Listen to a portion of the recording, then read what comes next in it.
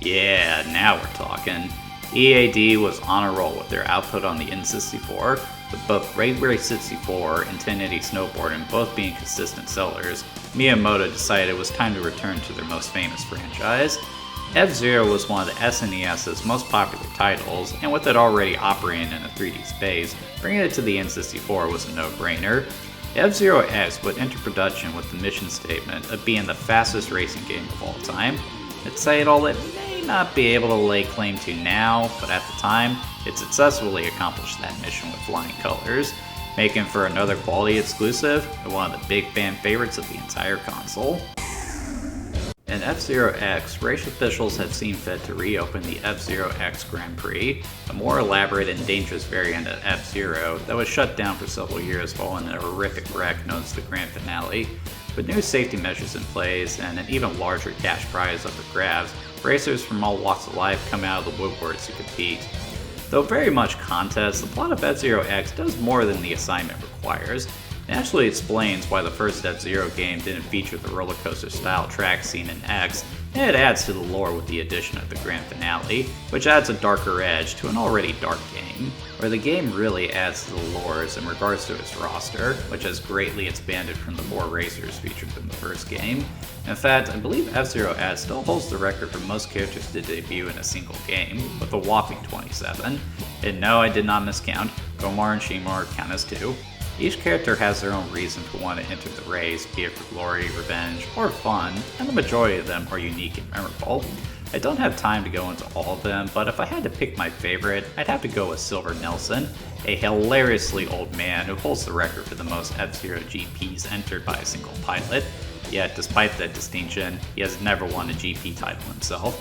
The ultimate underdog, if you will.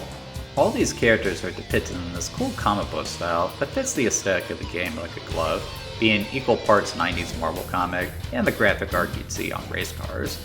It gives the game a nice bit of character that the in-game graphics are sorely lacking. At a glance, it might be tempting to call the graphics here weak. The machines are made up of basic polygons, the backgrounds are basic, and the textures fail to impress. However, it only appears that way to the untrained eye. Anyone who is familiar with gaming from this age will be able to pick up on the most impressive aspect of the presentation. F-Zero X is running at 60 FPS, and it isn't being helped along by my analog 3D either. Even on a basic N64, the game runs like greased lightning. This is why the graphics are as basic as they are. EAD just kept dialing back the graphics until they were able to achieve that rock-solid frame rate, as it was instrumental in conveying the game's sense of speed. It's a fine example of a game prioritizing gameplay over graphical fidelity, and that was a wise choice. Other games like Wipeout 64 and Extreme G would attempt to do what F-Zero did, with a higher graphical fidelity. However, they weren't able to achieve the same sense of speed because the frame rate just couldn't keep up. 3,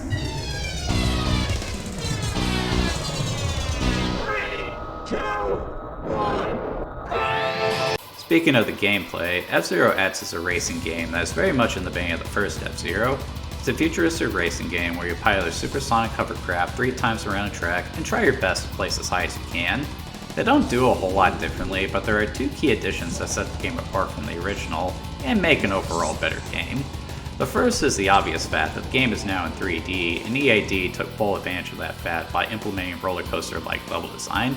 So rather than flat circuits, tracks now feature loops, corkscrews, half pipes, full pipes, cylinders, and wicked jumps. It was a clever way to use 3D graphics, and makes for an even more challenging game, especially considering that there are now 30 racers crowding the track at once. The other tweak was made to the boost system. In the original F-Zero, every time you completed a lap, you'd be given a boost, and once you used it, it was gone. In F-Zero X, once you start the second lap, you're given boost power, which allows you to get a burst of speed every time you push the button. The catch is that every time you boost, it drains your energy bar, which will see you crash out if it hits 0. This creates a great risk and reward system. Yeah, you could mash that button and get a good lead, but if you do it too early in the race, then it won't last. Especially if you bottom out your energy and crash out the slightest tap, or go too fast and get launched off the track. Knowing the tracks and figuring out where to boost is key, as well as having the skills to negotiate the track design and get around other racers. This makes for an outrageously fun experience, and it's another instance of a game where there really isn't much to complain about. I guess the game is pretty hard, but that's part of the appeal. Even when the game is kicking your ass, it's a blast, and nothing is more satisfying than crossing that finish line in first place. It's also the first time EAD broke with the limitation of needing a certain amount of points in order to keep racing. You can do as badly as possible and they will still let you continue, knowing full well that the embarrassment of last place is enough of a punishment for poor performance.